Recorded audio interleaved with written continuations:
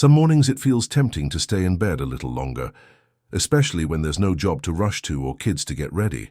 But our bodies still crave rhythm, no matter our age. When we wake up at different times every day, it confuses our internal clock, the one that controls things like sleep quality, digestion, energy levels, and even our mood. For older adults, this kind of inconsistency can lead to trouble falling asleep at night, daytime fatigue, and feeling mentally foggy in the morning. And I want to say this clearly, it's not laziness and it's not just getting older. It's often just a matter of timing. I've had many patients tell me they feel like their days blur together after retirement. And honestly, I understand. One woman I worked with, Linda, 72, from Asheville, told me she used to stay up late watching TV and then wake up anywhere between 6 and 10 a.m., depending on how she felt. She assumed it didn't matter anymore. But she started having headaches, poor sleep, and trouble focusing on her morning crossword. Together we tried a small shift. She picked 7:30 a.m. as her regular wake-up time.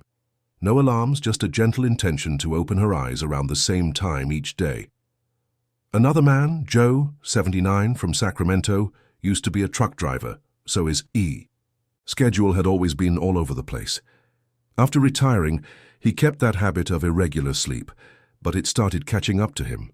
His daughter noticed he seemed more forgetful and grumpy in the mornings.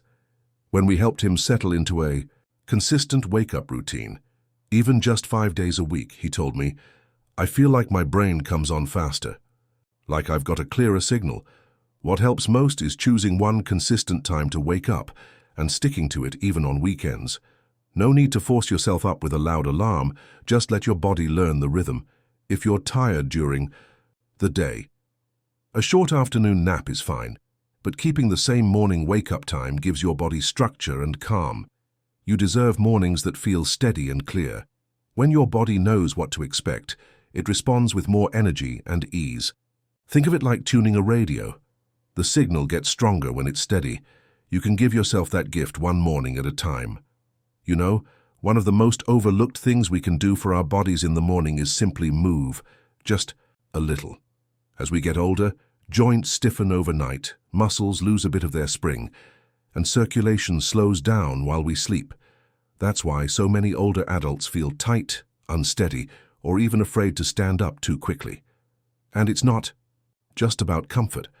Morning stiffness is a real risk factor for falls, especially if you try to move too fast after lying still all night. But there's a gentle way to wake your body up without forcing anything. It doesn't have to hurt. It doesn't even require standing up. I've seen this work beautifully with many people.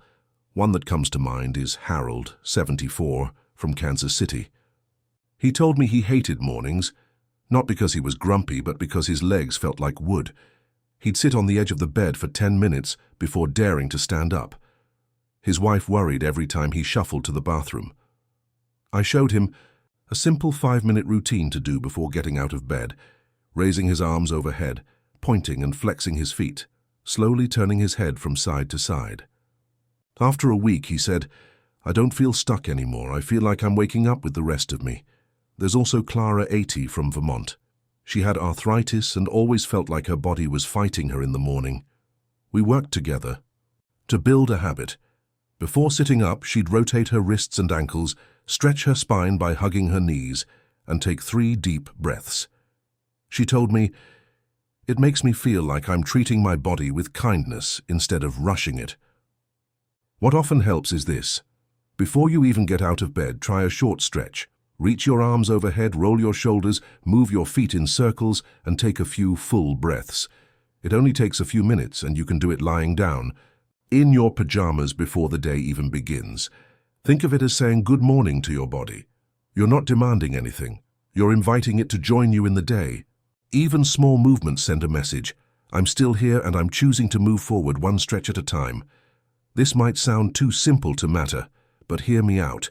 Drinking water first thing in the morning can quietly change how your whole body feels during the day. As we age, our sense of thirst gets weaker. That means your body might need water, but you just don't feel it as strongly. And while you sleep, you naturally lose moisture, through breathing, sweating a little, or even from medications. So when you wake up, you may already be slightly dehydrated. And that's when things like dizziness, dry mouth, fatigue, or even confusion can start creeping in. But just one glass of warm water, not cold, just gentle, can make a big difference. Remember a client named Dorothy, 78, from Spokane. She'd been feeling foggy and off balance in the mornings, and she assumed it was just her age catching up to her. Her blood pressure was normal, medications hadn't changed, but she still felt like her mornings were muddy, as she put it. During one of our talks, I gently asked, "Do you drink any water when you wake up?" She shook her head. "Coffee first, always." I suggested she try something small. Keep a glass of warm water next to her bed and drink it before even going to the kitchen. A week later, she called me and said, "I don't know if it's magic or not, but I feel clearer." Then there was Gerald, 82, from Florida, a retired teacher, very sharp mentally, but he'd get lightheaded when getting out of bed. His doctor ruled out anything serious. We added 1 glass of warm water to his routine, and within days he noticed he didn't need to sit on the edge of the bed so long. He said, "I stand up and feel like I've already taken care of myself a little." One of the easiest ways to start your day better is this. Drink a glass of warm water as soon as you wake up. Not cold, warm, like a gentle nudge. Keep it by your bed the night before so you don't forget. Add lemon if you want, but plain water works just fine.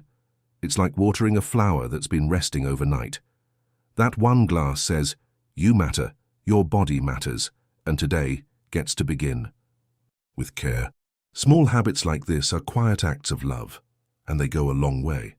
One of the kindest things you can do for your body in the morning is open a curtain or crack a window.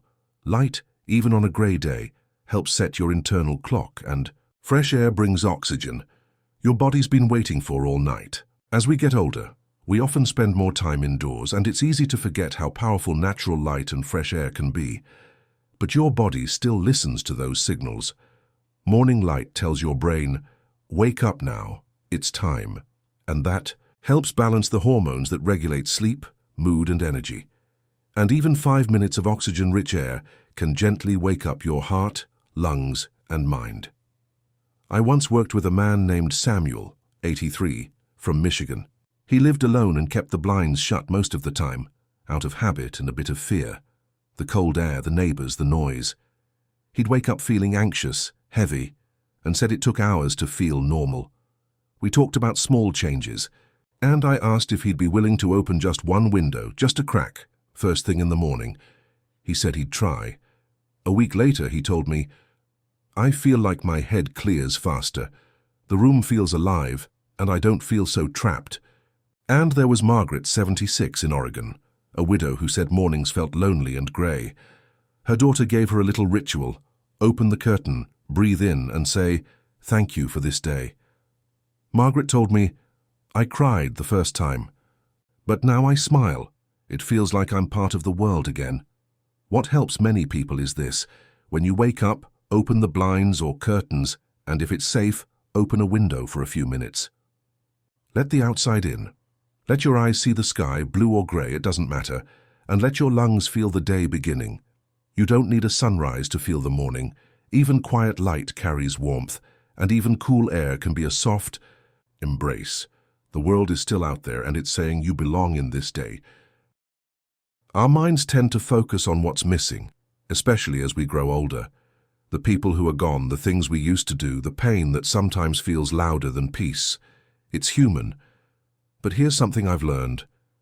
Gratitude isn't about pretending everything is okay. It's about noticing the things that still are. And when we make a habit of doing that, even just for a minute in the morning, it changes something deep inside. Science backs this up too. Regular gratitude helps reduce stress, improve sleep, and even boost the immune system. But more than that, it makes mornings feel softer and life feel more yours again. I remember Helen, 79, from Pittsburgh, a strong woman who'd raised 5 kids and lost her husband to cancer a few years back. She told me mornings were the worst. She'd wake up with a lump in her throat and dread in her chest. When I gently introduced the idea of a gratitude journal, she said, "I don't have much to be grateful for anymore." But I asked her to try. Not big things, just small ones. After a few days, she wrote, "Warm socks." The cardinal outside, my window, a phone call from Emily. A week later, she told me, "I cried writing the first few, but now I look forward to it." Then there was George, 82, from North Carolina, a veteran living alone who struggled with feeling forgotten. He started his own version. Every morning he wrote one sentence that made him smile yesterday. After a month, he said, "It's like I'm collecting little reminders that life still has good in it. What often helps is this. Keep a small notebook or even a sticky note by your bed. Each morning, write down 3 things, anything, that you're thankful for. A warm drink, a bird outside, the sound of your neighbor's dog. It doesn't have to be deep. It just has to be true. Gratitude is like light through a window. Even if the day ahead feels hard, these little moments help you see that there's still beauty around you and inside you. You don't have to feel better to begin. Sometimes beginning helps you feel better. Breakfast is often a quiet habit we don't think twice about. A bowl of oatmeal, some toast, maybe tea. It's simple, familiar, and comforting. But as we age, our bodies need something more. Protein. We naturally lose muscle over time, even if we stay active. And muscle isn't just about strength. It supports balance, protects against falls, and keeps the immune system working well. Without enough protein in the morning, many older adults feel weak by midday or struggle with blood sugar crashes. The good news? You don't need a big change. Just a little something extra on your plate. I'll never forget Walter, 80, from Minnesota, a gentle man who loved his morning porridge, but he kept losing weight without knowing why, even though he ate every day. His doctor checked everything, and when we sat down to talk, I asked about his breakfast. "Just oatmeal," he said, "with a little honey." I suggested he try adding a boiled egg or a spoon of peanut butter on toast. A few weeks later, he smiled and said, "I feel steadier, like I've got more fuel in the tank." Then there's Teresa, 74, from Arizona. She had been feeling tired by 10 a.m. every day. We looked at her meals and again, almost no protein until lunch. We added cottage cheese to her breakfast with fruit. That's it. 2 weeks later, she told me, "I don't nap as much and I feel like my body wakes up faster." One simple way to support your body is this. Add a small serving of protein to your breakfast. An egg, a piece of cheese, a few spoons of Greek yogurt, or a bit of peanut butter on whole grain toast. Even a handful of nuts can help. It doesn't have to be big, just consistent. Think of protein as morning strength on a plate. It's not about building muscles like a bodybuilder. It's about keeping the strength to carry your day, your bag, your life. You deserve that kind of care. Starting with breakfast. There's something deeply human about hearing another person's voice in the morning. Not a TV voice, not the news. A real voice, someone who knows you, or wants to. Loneliness is something many older adults face, even if they don't say it out loud. And it doesn't just affect your mood, and it impacts memory, heart health, even how long we live. But the beautiful part is, connection doesn't have to be long or dramatic. A short call, a familiar good morning, even just one shared laugh can remind your brains and your heart that you're not alone. I remember Dolores, 85, from Indiana. She lived alone after her sister passed and told me she felt like the days were getting heavier, harder to start. I asked if she had someone she could call just to say hello in the morning. She said, "I don't want to bother anyone." We made a little plan. She'd call her grandson every Monday, her neighbor on Wednesdays, and her church friend on Fridays. A rotation. After a few weeks, she told me, "I feel like the days have shape again. Like I'm part of something, not floating through it." And then there's Ray, 78, in Georgia. He set an alarm on his phone to call his brother at 9 a.m. every day, just 5 minutes. Weather, sports, a joke. "It keeps me grounded," he said. We start the day laughing. What helps many folks is this: choose one person and make it a habit, a short morning call. You can rotate people if you want, or call the same loved one each time. It doesn't need to be a long talk, just a warm hello. Just a reminder that someone's thinking of you, and you of them. Your voice matters more than you think. Even 1 minute of connection can light up the rest of your day. You're not meant to carry life alone. Sharing it, even just a little, brings you back into the world where you still belong. If you've made it this far, I want to say something from the heart. You've already taken the first step, just by listening, just by being open. These 7 small habits aren't about becoming perfect. They're about staying connected to life, to your body, to others, to the quiet strength inside you. Each habit is a little thread. On its own, simple, but together, they weave a stronger, steadier morning and a longer, better life. So now I'd love to hear from you.